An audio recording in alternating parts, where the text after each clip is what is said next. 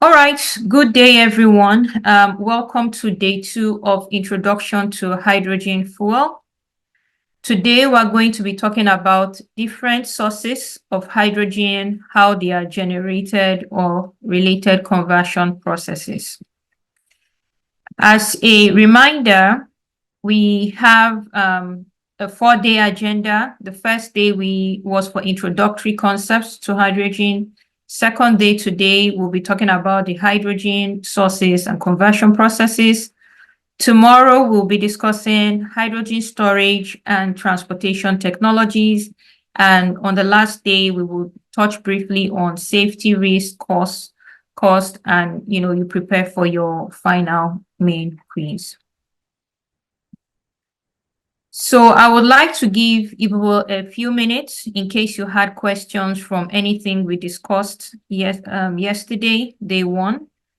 As a recap for day 1, we talked about the hydrogen economy, why we are using hydrogen, and it was basically because of some of the important properties of hydrogen, including the need for decarbonization. We looked at different properties of hydrogen, physical properties. We looked at physical properties. We also talked about properties that might have risk and safety implications, and we'll deal with those risk and safety implications on day 4. And then we went extensively into the different uses of hydrogen when we looked at the whole role of hydrogen in this hydrogen economy. Okay. So moving on with today's talk, I'll be focusing on the different sources of hydrogen. Okay. So one of the sources of hydrogen we see today is natural hydrogen. Now, this is talking about hydrogen that exists in the subsurface. It may be identified on the surface, but it's coming down, the origin is somewhere deep in the subsurface. Now, this hasn't been explored, or not. No, I won't say not has been explored. It's not as popular as things like natural gas for several reasons. First of all, we have been exploiting things like natural gas, which we know exist in abundance.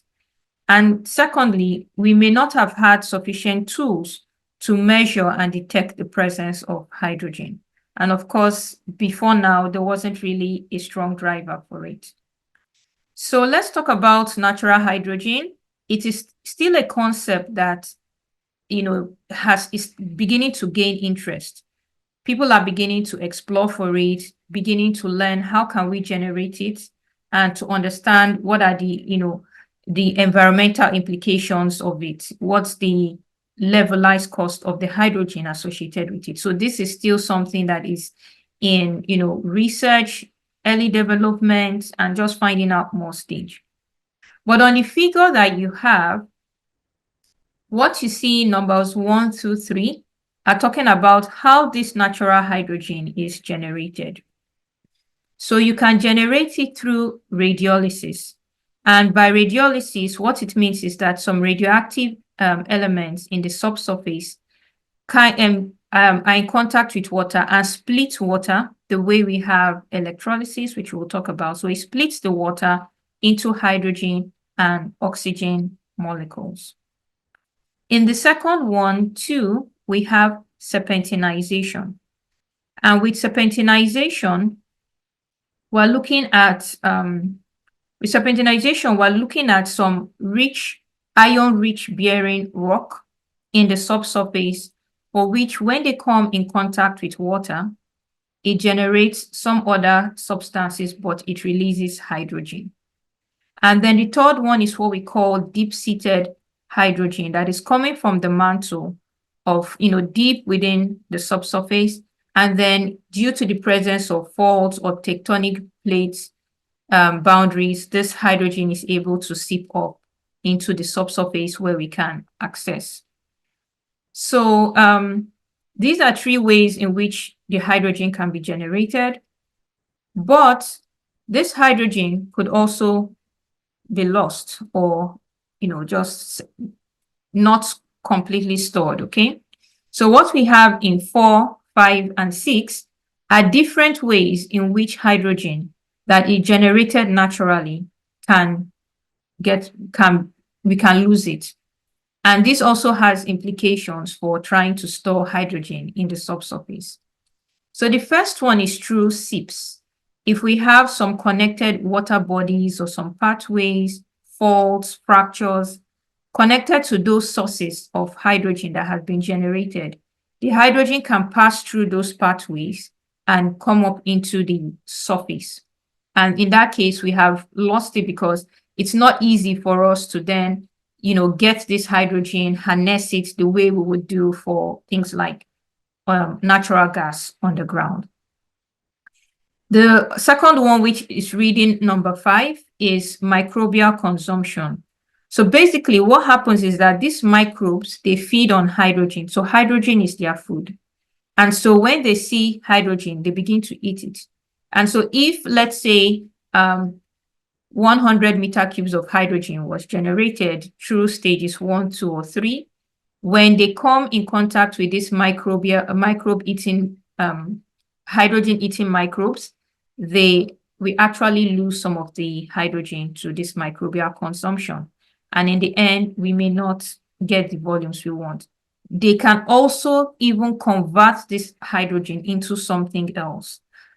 So at the end of the day, we may see methane where hydrogen was before because of these microbial actions. And then 6 is abiotic consumption, which means we don't have something eating the hydrogen. But what we have there is, the reaction of hydrogen. Hydrogen is reactive. Hydrogen is reacting with certain materials in the rock in the presence of water that has salt, saline water, and we form other compounds, things like that.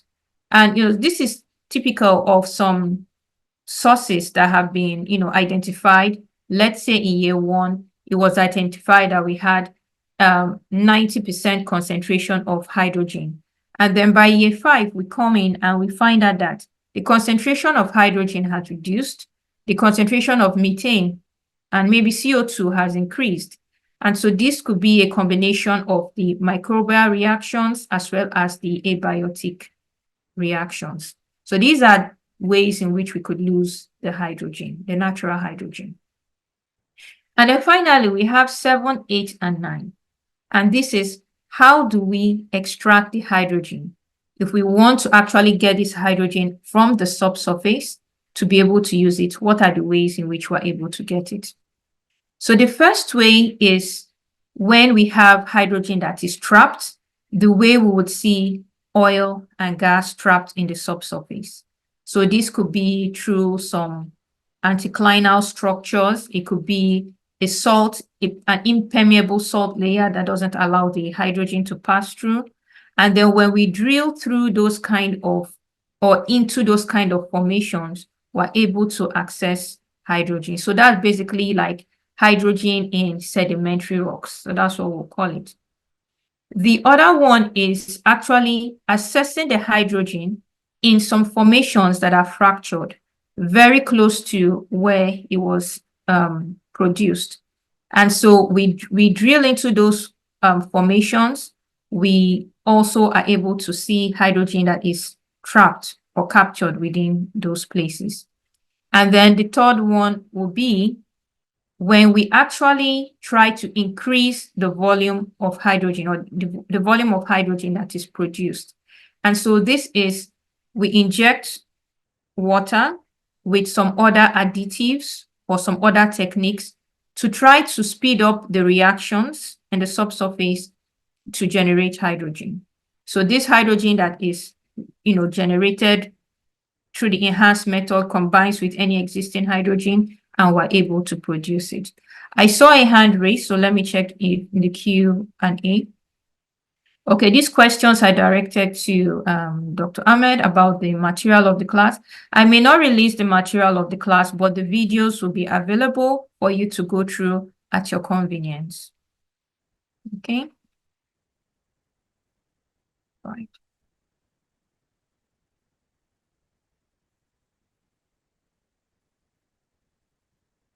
So yesterday we saw this figure where we talked about hydrogen is generated from different sources. It's not currently being generated or produced from the natural source in large quantities.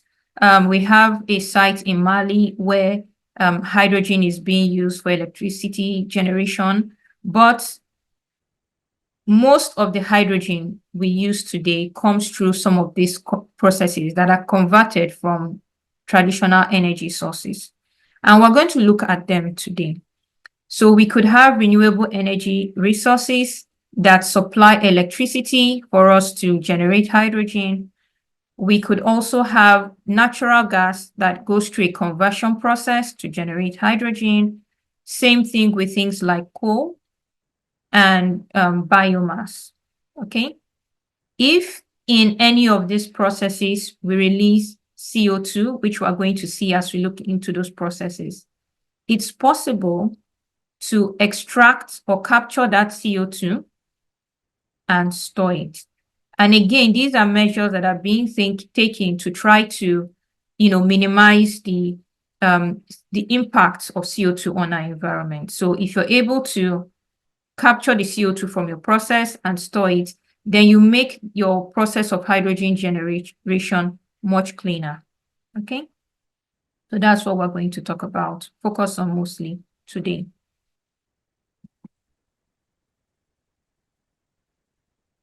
Okay, so this figure here, and one of the things I do with the images, I pull them, most of them off the internet, I put the link so that you could always go back, check those links and read if there's any supporting material associated with those figures.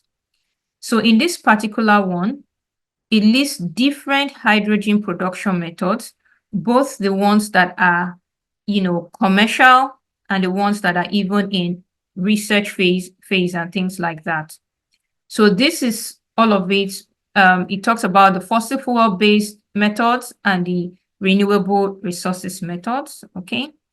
And what I'm going to focus on today is the steam reforming, as well as electrolysis, and I'm going to talk about gasification. So I would be dealing with all of that. Now, if you have some idea of steam reforming, you could always deduce or just learn more about autothermal reforming. So we have steam methane reforming, we have partial oxidation, which is what we basically see in gasification. And then autothermal reforming is somewhat a combination of these two. So, but I'll be talking about this and gasification, which is some sort of partial oxidation, as well as electrolysis.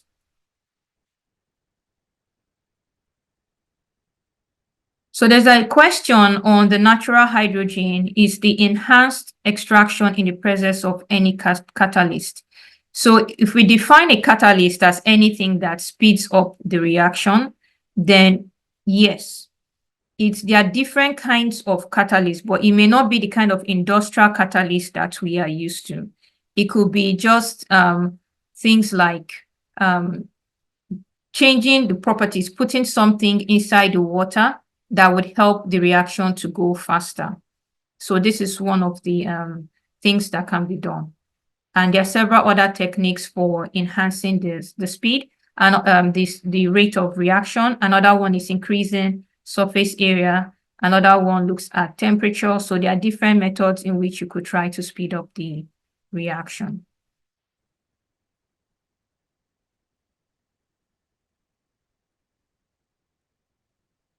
So there's another question. What do you think about chemical looping hydrogen generation? That is by using 3 reactors that they reduce metal oxides to capture the oxygen from hydrogen from water and generate hydrogen. Okay. I wouldn't say I'm very familiar with this process. So perhaps it's one of the processes that are being investigated, researched on, or early trial phase. I'm not very familiar with this particular process.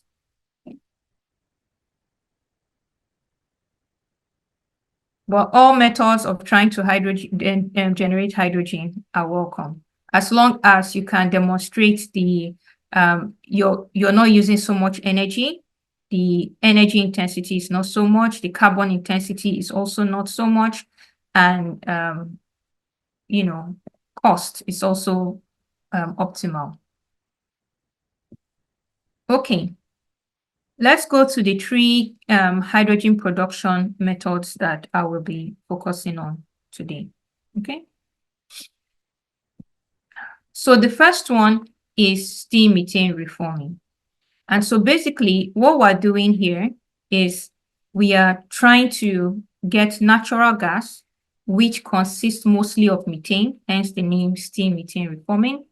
And we are going to make this, put this natural gas in the presence of very high temperature steam. So that's where the steam comes in. We produce some kind of syngas that goes through a second process of reaction, and then we get more hydrogen, but with CO2. Okay, so we're going to look at that process.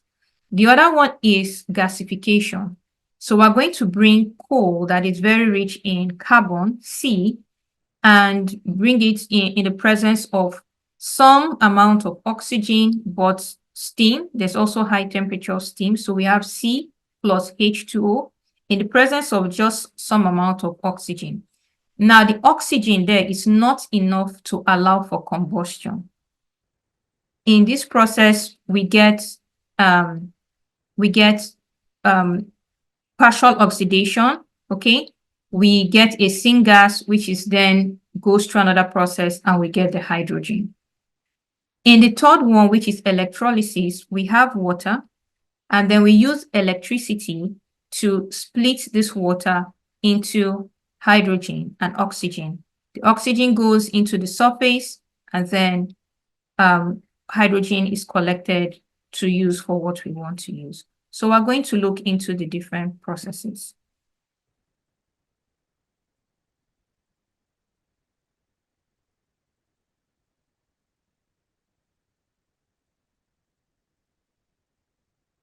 So I don't know if this question, there's a question, if it's a question, electrolysis is done on salt water. What are the specifications on the allowed amount of salt? I do not think that very high amounts of salt will be needed. If I'm to do electrolysis with water that is salty, I would go through the process of reducing the amount of salt that I have to some specification minimum, which I don't have off the top of my head, before I go through the process of electrolysis, especially if I want, there are certain things that I want to pass through my membrane, and I don't want to confuse my membrane with other kind of protons to be passing through. Okay? So I don't have any specification off the top of my head, but I can check it out and come back to you. Okay. Okay. So we're talking about steam methane reforming, which I had earlier mentioned. Okay. So what basically happens is that methane, which is a major component of our natural gas, is going to react with steam, very high temperature steam, but the pressure ranges are usually not extremely high. So the focus is really on the temperature in the presence of a catalyst. And in the first stage of this reaction, we will have the methane CH4 with the steam H2O to produce CO, carbon monoxide, and hydrogen. So with that CO, we will still go through another stage called the water gas shift phase. And in that water gas shift phase, the CO2 reacts with more steam and generates CO2 and water and hydrogen, sorry.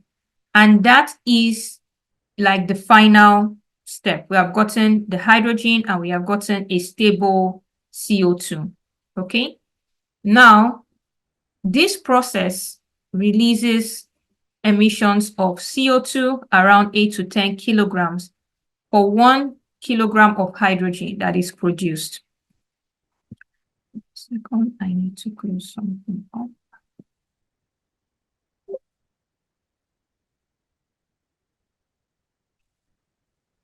All right. So we have the water gas shift reaction and we have the pressure swing adsorption. The pressure swing adsorption is the stage where we separate the hydrogen from the CO2 and we're able to take our hydrogen to do what we want to do.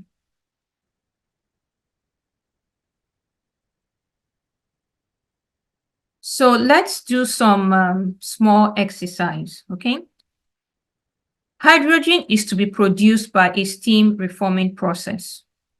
So how much hydrogen can I or anyone produce if we input 100 kilograms of natural gas? And we are going to approximate that 100 kilograms of natural gas to be 100 kilograms of methane. If you have a few minutes, it's okay to send some answers in there. Otherwise, I'll explain. But, just give me rough answers based on what you think. And you can put it in the Q&A session.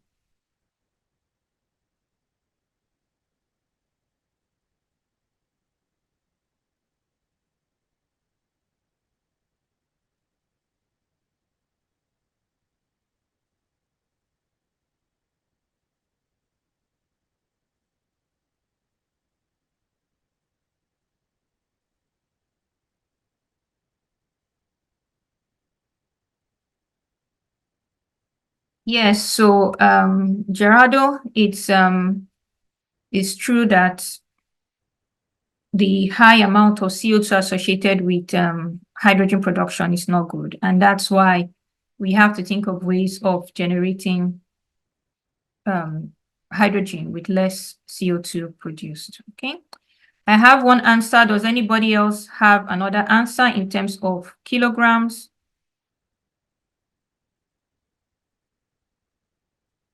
Okay, so I'm going to give the answers. I think I see what's kind of going on with the answers that I'm receiving, but I will explain this to you.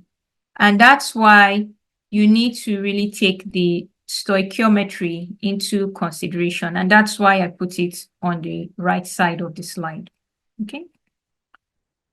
So if you have 1 mole of CH4 methane, you're going to produce 4 moles of hydrogen. Okay. And how is that possible? So you have 1 mole of CH4, if you're able to see my mouse, and then you produce 3 moles of hydrogen, and you also produce another 1 mole of hydrogen. So that's 4 moles of hydrogen you're going to produce.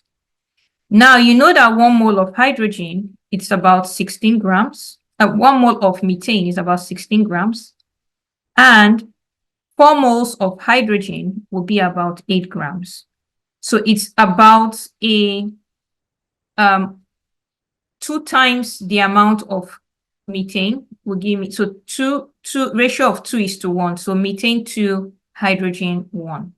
So if I have a 10,000 kilograms of CH4, then I will be expecting about 5,000 kilograms of H2. Okay, so let's see what the answer says. Okay, so someone asked the question, why do we need that second stage of the, we've produced 3 moles of hydrogen. Why do we need to go to the next stage? So CO, carbon monoxide, in itself is very bad and is going to still react with oxygen to form CO2 if we release it that way into the atmosphere. But we can take advantage of that CO, combine it with water to generate hydrogen. So it's just basically like completing this whole process because we don't want to leave our CO hanging out there. Okay. All right. So that's the answer. It's about 5,000 kilograms of hydrogen, half of it. So that's how you do it. You need to be able to consider the stoichiometry, not just look at 1 CH4 and 3 H2. But thank you all for your contributions. Okay. Let's go to gasification. All right. So remember I said that with gasification, we are basically getting coal, which is C, and we are combining it with steam, H2O, in the presence of very little oxygen, where we do not allow the C to go through direct combustion. Because if we do get combustion, then we're not going to get hydrogen. We'll just get CH4 and water. Okay? So this is basically what is going on. And the gasifier is that equipment that allows us to do what we are trying to do, where we send in the air, but we're able to limit the quantity, and we have the high temperature, high pressure steam that's going to come in contact with the coal. Now, it's not only coal that goes through the gasifier. We also have biomass that can go through the gasifier. So you may hear of biomass gasification. There's also coal gasification and things like that. Okay. So what happens, it's we have a first stage where we get a syngas of hydrogen, and we have a syngas that's similar to what we had before, CO, CH2, and then we now expose that CO again to more steam, and then we get the hydrogen CO2. Now, coal gasification even has a higher CO2 emission and CO2 intensity than steam methane reforming. And it's usually around 14 to 15 kilograms of CO2 per kilogram of hydrogen produced. Okay, so the next slide just basically expands on what goes in small oxygen gasification process and all the other stages that are involved for us to eventually get hydrogen and CO or CO2, depending on the stage where we are. Okay. So the other one is, electrolysis. Okay. So with electrolysis, we are basically splitting water into its components, hydrogen and oxygen. It is energy intensive. Okay. We differentiate our electrolyzers by the temperature at which they operate.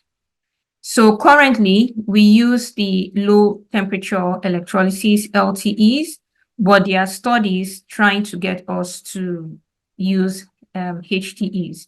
So that's in research and development phase. Okay. So in the LTEs, which are the low temperature electrolysis, we have the alkaline electrolyzers, we have the PEM, I keep mixing it up, electron membrane electrolysis, and we have the anion exchange membrane. Now, I will talk about the AE and the PEM because these ones have advanced. They are used commercially. So those are the ones that I'm going to focus on. When we perform electrolysis by itself, the CO2 emissions are usually about 1 to 2 kilograms of CO2 per kilogram of hydrogen produced. So let's look at the alkaline electrolyzer, okay? So what we have with an alkaline electrolyzer is that we're going to have a solution, an electrolyte solution, typically consisting of potassium hydroxide or sodium hydroxide, KOH, NaOH. And this solution is made up of the like metallic side and the non-metallic side, the acid side, the base side, just the positive, negative side, okay? But it serves as a medium that allows the flow of current. So the flow of current is going to be going on in through this solution. You would have two electrodes. One is the anode, and the other is the cathode. So the anode is the one that is giving off electrons, while the cathode is the one that is taking. Okay? Both of them will be in your electrolyte solution. Okay? We would usually need to bring in water, and we need to have electricity to be able to create the electrolysis. So when we pass an electric current through our electrolyzer solution, then we begin to get all the water molecules in the system that are near the anode, okay? All the water molecules that are near the anode, they become oxidized. So they lose their electrons and they produce oxygen. Okay, so that's what's going to happen at the anode due to the presence of the electrolyte solution where we generated or we put in electricity. On the other hand, at the cathode is now receiving hydrogen. Okay, so that's what is going to be happening at the cathode. The oxygen will then go into the environment, and the hydrogen will also collect it, and we use it for what we want to do. So the overall reaction is basically a splitting of hydrogen splitting of water to hydrogen and oxygen. 2 moles of hydrogen, well, 2 moles of water will give us 2 moles of hydrogen and 1 mole of oxygen, okay, if we want to balance this equation. On the other hand, we have the photon exchange membrane. People also call it the polymer electrolyte membrane, or PEM for short. I think that's a question. So there's a question, the amount of hydrogen produced from 1 liter of water. I don't have the, I have an example, and I'm going to show you how we do electrolysis, okay? So let's get to the example when we finish looking at the different membranes, okay? So we have the PEM electrolyzer, and what this happens is we have a membrane. So in this figure, this our brown, or what color this is, burgundy, is our membrane.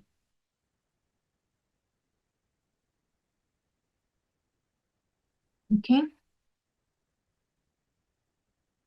So what basically happens is that when we get into this kind of system, at the anode, the water molecules in the system, whichever amount of water we brought into the system, at the anode, we're going to be getting oxygen from the water. And then at the cathode, we'll be getting hydrogen. This membrane only would allow the passage of hydrogen. And so this allows us to collect the hydrogen that we want, okay?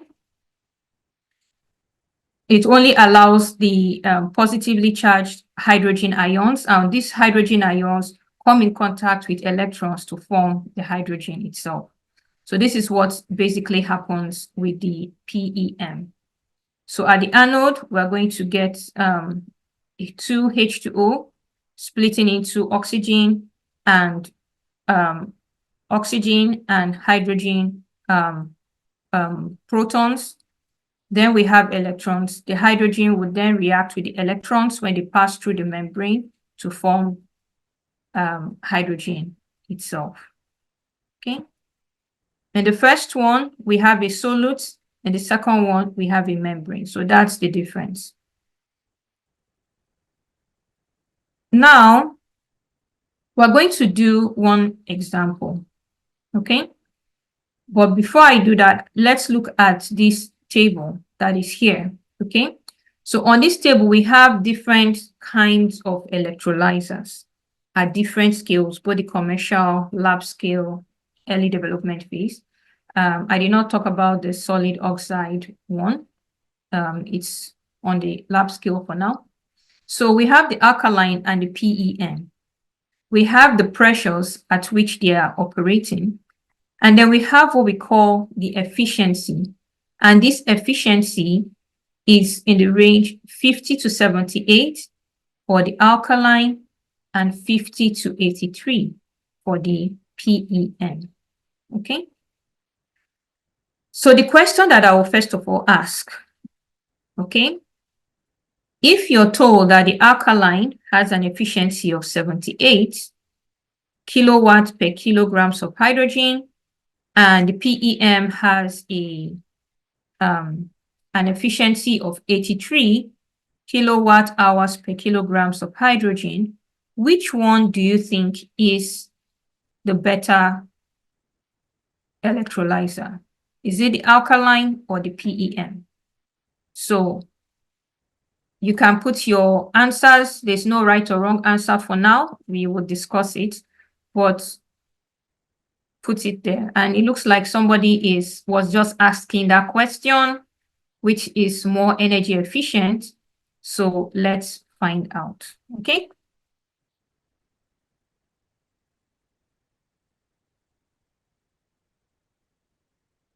So once again, the efficiency of the alkaline is 78 kilowatt hours per kilogram of hydrogen, while for the PEM, the efficiency is 83 kilowatt hours per kilograms of hydrogen. Which one is more efficient? Okay. I'm receiving responses. Okay, I'll give people like a few seconds more. Okay, let's get some answers. This would have been good as a poll. So somebody says it depends on the cost. So no, we are not discussing cost now. We are just looking at efficiency. So I wouldn't accept cost answers for now. So I have alkaline 1, 2, 3, and I have PEM 1, 2, 3, 4, and 5. Okay. All right. So your efficiency is actually how much energy am I going to put in to generate 1 kilogram of hydrogen. So for the alkaline that is 78, it means I'm going to bring 78 kilowatt hours of my power to generate 1 kilogram of hydrogen. Whereas for the PEM, I need to bring 83 kilowatt hours to generate 1 kilogram of hydrogen. So for the PEM, I'm spending more energy, I'm spending more power. And you actually want to spend less power to be able to generate your hydrogen, okay? So I know that this may sound a bit, no, higher is always better. But really, for this case, you want to spend lower energy to generate hydrogen. So just imagine you're paying your electricity bill and they said generate 1 kilogram of hydrogen. One person is using 78 kilowatt hours. The other one is using 83 kilowatt hours. Definitely, this person with 78 is going to spend less. Their electricity bill is going to be less than the person spending 83 kilowatt hours. Okay. So the efficiency, so in terms of efficiency for conversion, the lower, the better. Okay. All right, there was a hand raised. I don't know. So I'm seeing questions about price. We are not discussing price right now. Like today is not for price and cost, but just looking at the efficiency of the process. Okay. So the second question I have for you people, there's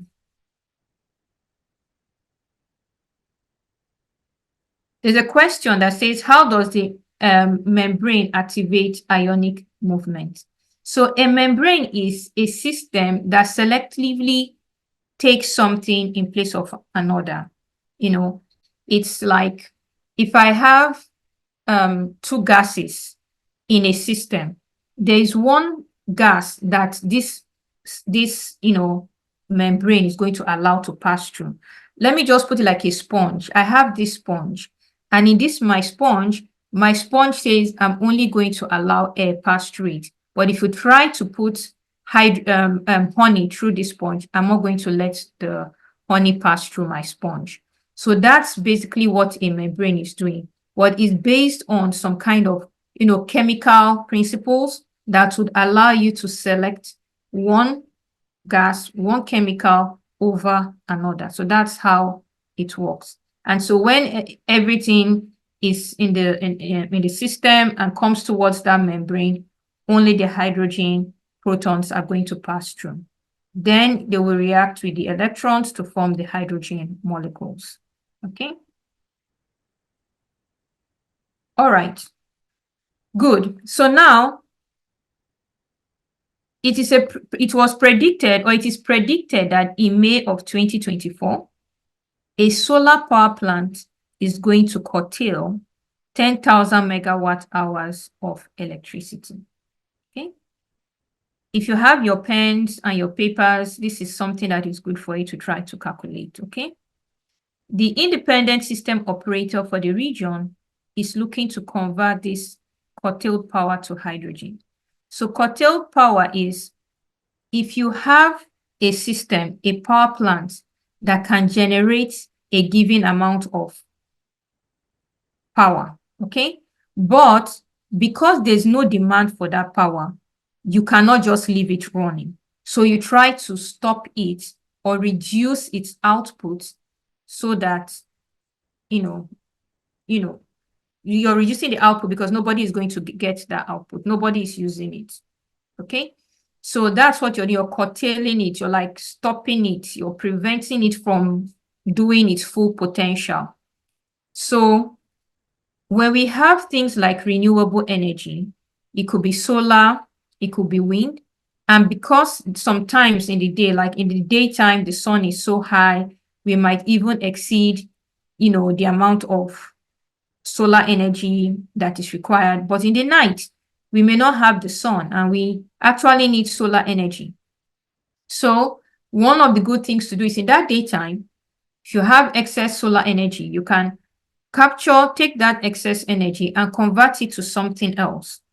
And then in the night, you now use that something else, whatever it is, to generate electricity. Something else could be a battery, something else could be hydrogen. So that's what we do here. So the question now is, if you assume that the alkaline electrolyzer or the PEM is operating at maximum efficiency, how much hydrogen are you going to generate from this curtailed power?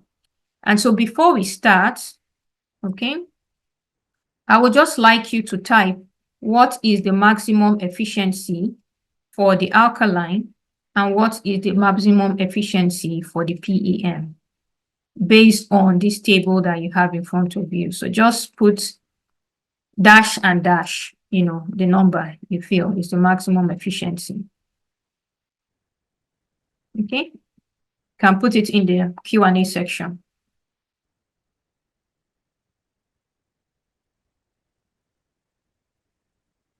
So currently, the range is 50 to 78 for alkaline, and for PEM is 50 to 83. What is the maximum efficiency for alkaline, and what's the maximum efficiency for PEM? So put in your answers in the Q&A session. Let's see.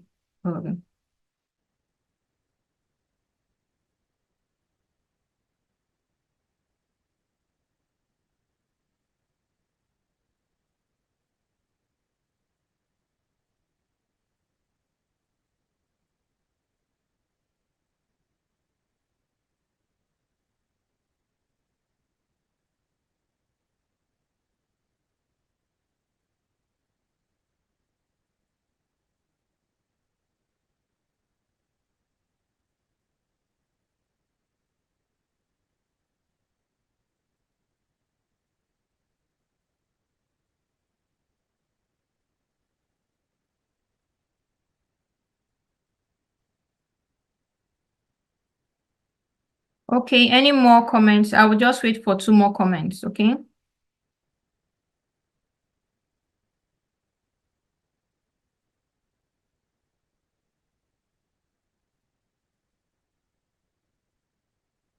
Okay, Joy, can you further elaborate on why you chose 50 and 50? Just type something for why you chose 50 and 50, because your answer is different from everybody else's on here.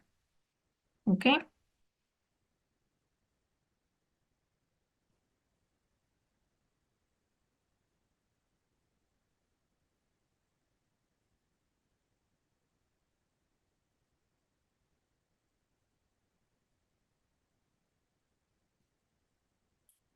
Okay.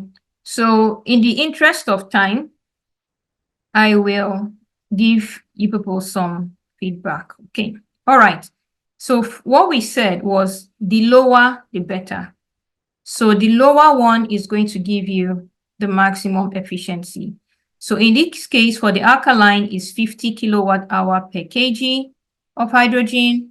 And for the PEM, it's 50 kilowatt hours per kg, which means that you're going to be using only 50 kilowatt hours to generate 1 kilogram of hydrogen, as opposed to using 78 or 83.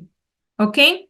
All right. Thank you very much, Joy, for your response.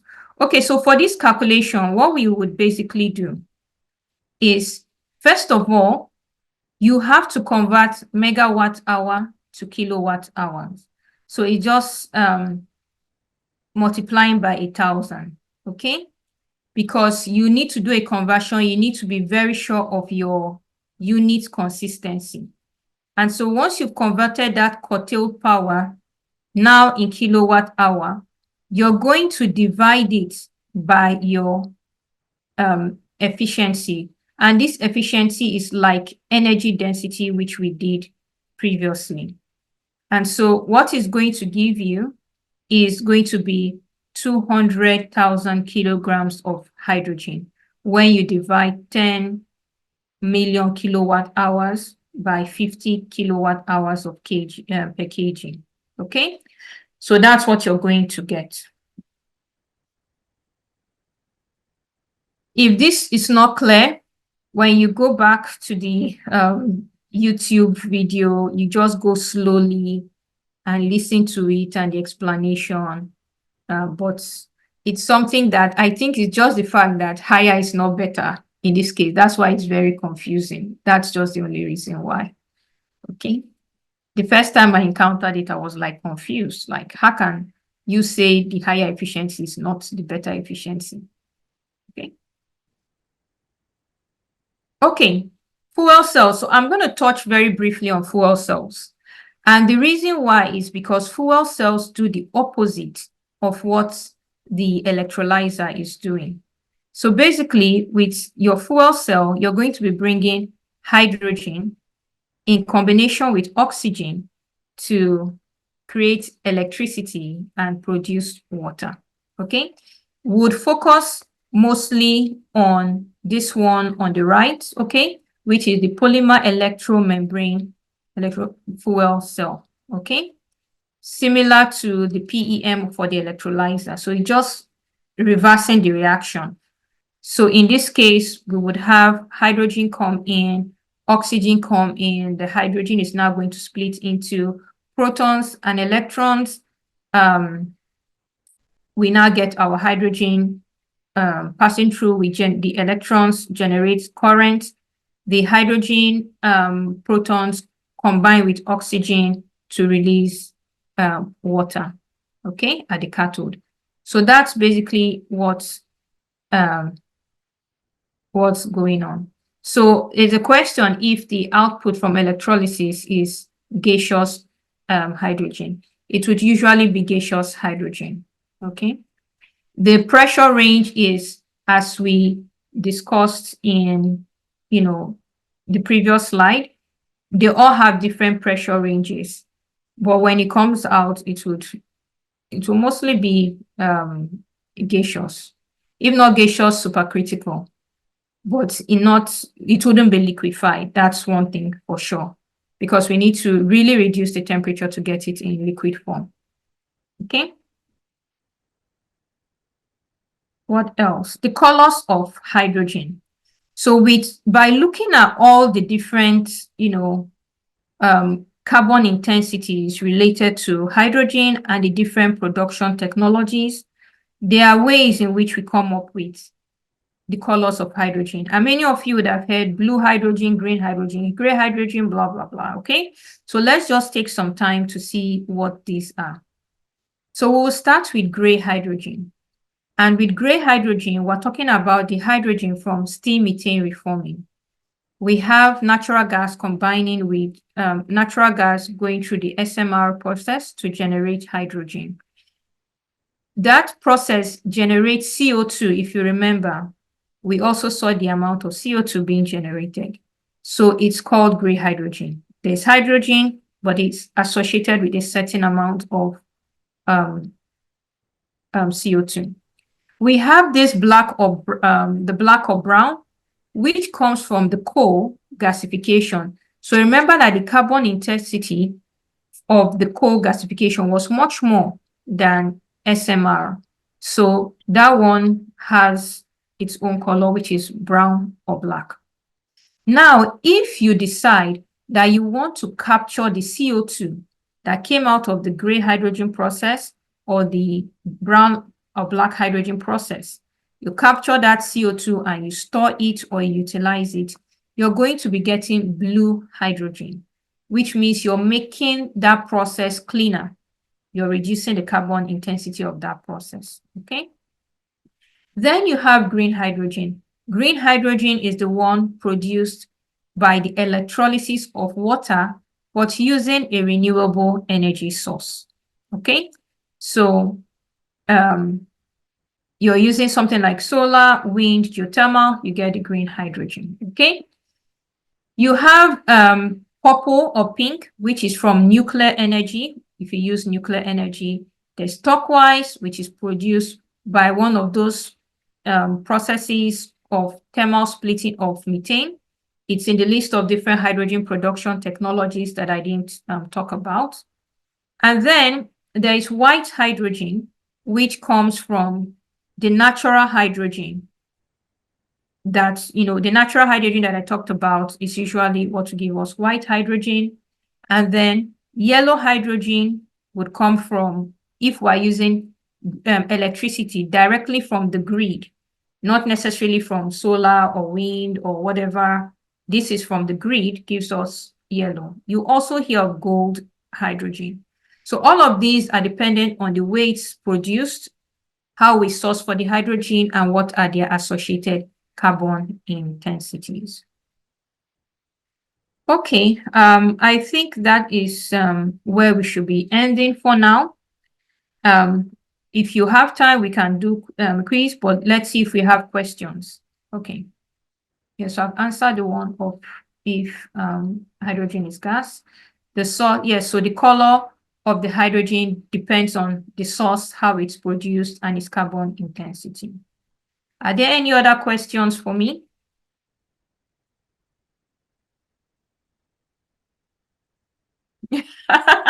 Okay, so there's this interesting question. It says that I once said that hydrogen is colorless. Yes, the hydrogen as a gas is colorless, okay? But the way we classify the hydrogen based on, the production method and how, and its carbon intensity is what gives us those colors. So those colors are kind of categories of hydrogen. It's not that when we get the hydrogen into our hands, when we look at it, it will now have a blue color or a gray color. No, it just is how we classify based on its source and the carbon intensity.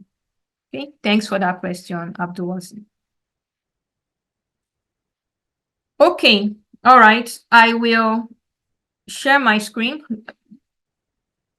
Ahmed, do we have time for a short quiz on Kahoot, or we should leave them to do the quiz on Google? Yeah, you can do both. You can do it on the same like what you did yesterday, or Okay. also we can make it as a quiz on Google Classroom. Okay. All right. So I'm going to stop share and send you people the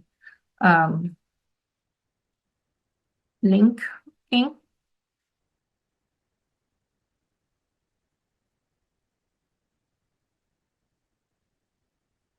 So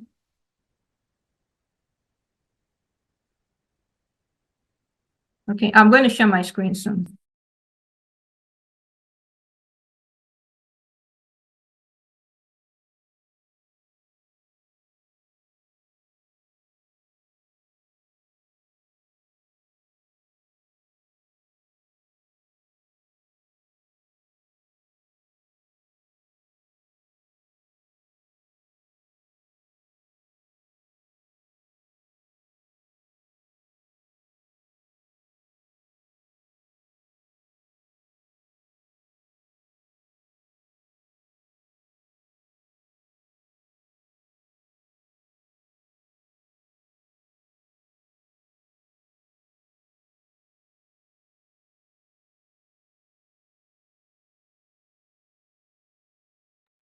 Okay, can you see the screen?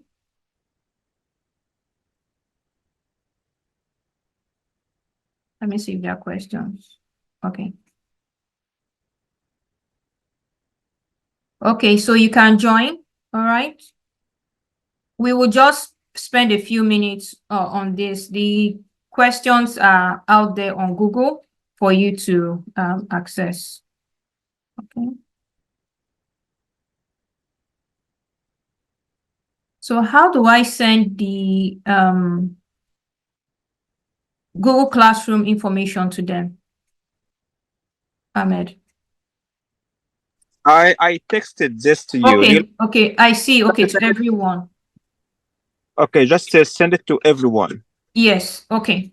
All right, so all of you in the chat, you would receive a link to the Google Classroom with the code for you to access relevant information. Okay. So I'll just give us 1 minute before I'll start the stuff. Okay. But remember, when I start, I'm going to close out the screen so that other people who watch the video before doing the quiz would not see the answers. Okay.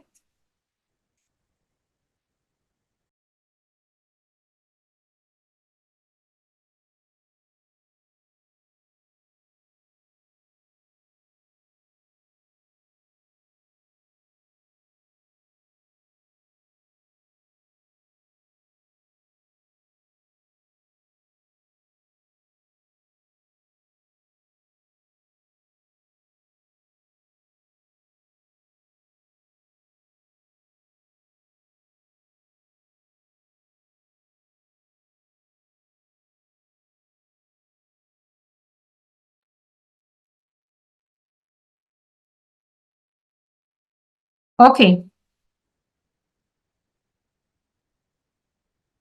So it's true or false questions. Hydrogen can be generated from serpentinization.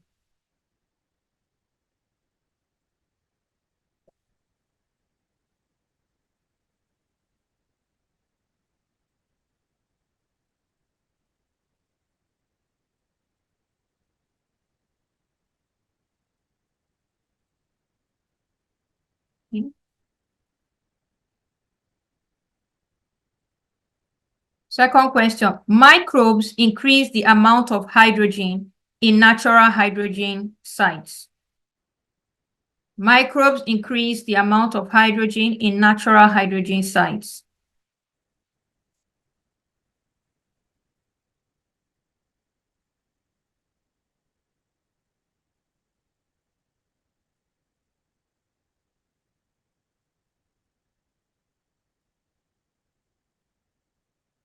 Steam methane reforming releases very small amounts of CO2 per kilograms of hydrogen produced. SMR releases very small amount of CO2 per kilogram of hydrogen produced.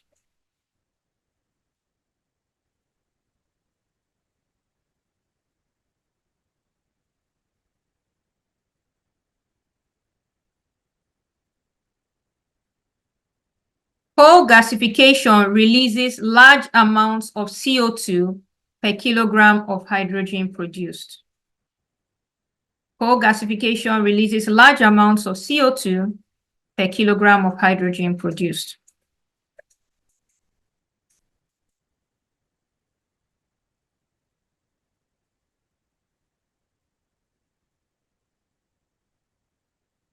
Electrolysis involves splitting water into hydrogen and oxygen.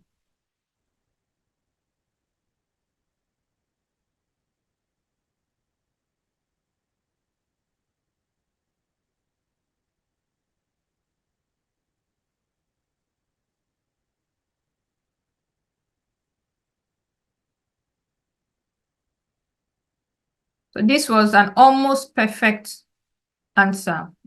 Only one person didn't make it, but people did well.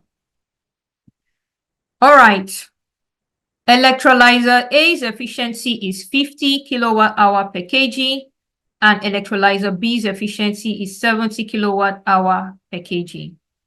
Electrolyzer A is more efficient, true or false?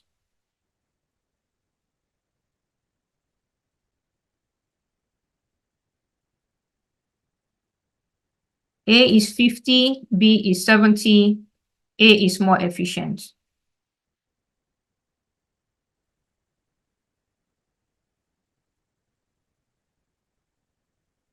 The current production of hydrogen does not yield any CO2 emissions. Current production of hydrogen does not yield any CO2 emissions.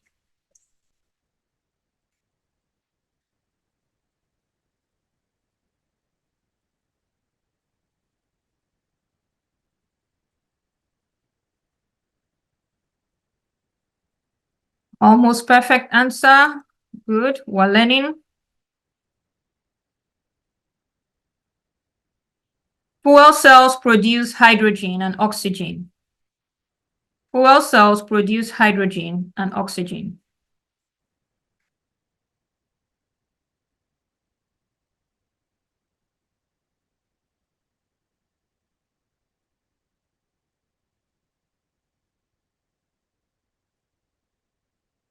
This was a 50-50.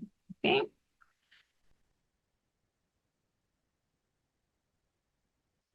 Blue hydrogen has a smaller carbon intensity than gray hydrogen. Blue hydrogen has a smaller carbon intensity than gray hydrogen.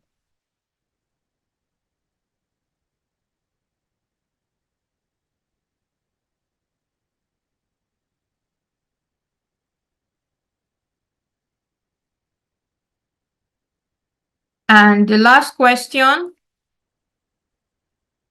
green hydrogen has a larger carbon intensity than gray hydrogen.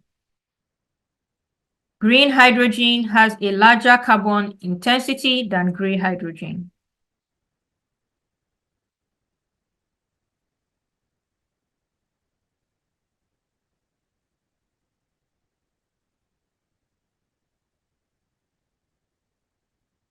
Okay, so I'm going to share my screen. Was there a question for me? Okay, for those who the code pin or app didn't work, I'm so sorry, I didn't know. I should have posted it in the chat box, but the questions are available for you to do afterwards. So I'm going to share my screen right now. Okay. So this is for people to see the people on the podium.